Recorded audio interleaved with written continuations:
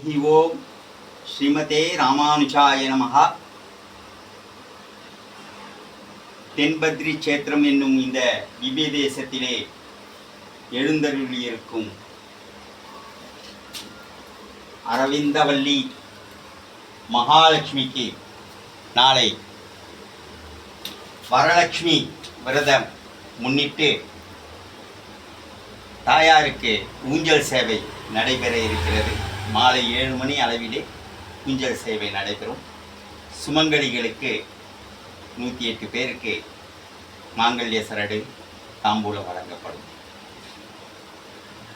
இந்த மகாலட்சுமி விரதம் இருப்பதினால் ஏற்படக்கூடிய நன்மைகள் என்னவென்றால், மகாலட்சுமி திருப்பார்கடலிலே அமுதம் கடையும் பொழுது அவதரித்தார்.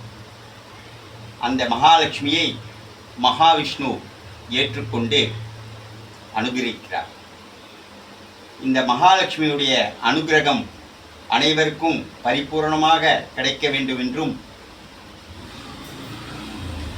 வறுமை பிணி நீங்கி சுபிட்சமாக வாழ வேண்டியதற்காகவும், குழந்தை பாக்கியம், கல்யாணம், சுப நிகழ்ச்சிகள் இல்லத்திலே நடப்பதற்காகவும், அசுபங்களை தவிர்ப்பதற்காகவும் இந்த வரலட்சுமி விரதம் மேற்கொள்ளப்படுகிறது. நாளை இந்த வரலட்சுமி விரதத்தை அனுசரித்து அனைவரும் அந்த மகாலட்சுமியுடைய அனுகிரகத்தை பெறும்படி பிரார்த்தித்துக் கொள்கிறோம்.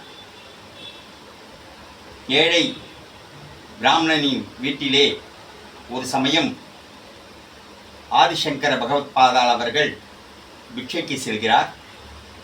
அந்த சமயத்திலே அவர்களுக்கு அந்த பிட்சை அளிப்பதற்கு ஏதும் இல்லாத காரணத்தினால் தன் இல்லத்தில் இருந்த ஒரு நெல்லிக்கனியை அந்த இல்லத்தம்மா அவர்களுக்கு சமர்ப்பிக்கிறார். அதை கண்டு மனம் உருகி மகாலட்சுமியை வேண்டி கனகதாரா ஸ்ருதி செய்தார். அன்றைய தினத்திலிருந்து மகாலட்சுமியுடைய அனுகிரகம் அந்த குடும்பத்திற்கு கிடைக்கப்பெற்று சௌபாகியத்துடன் வாழ்ந்தார்கள். அதுபோன்று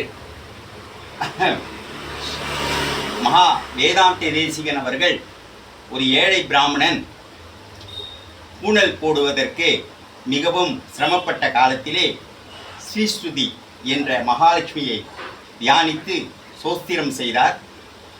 அந்த பிராமணனுடைய வறுமை நீக்கப்பட்டு சுபிட்சமானார்.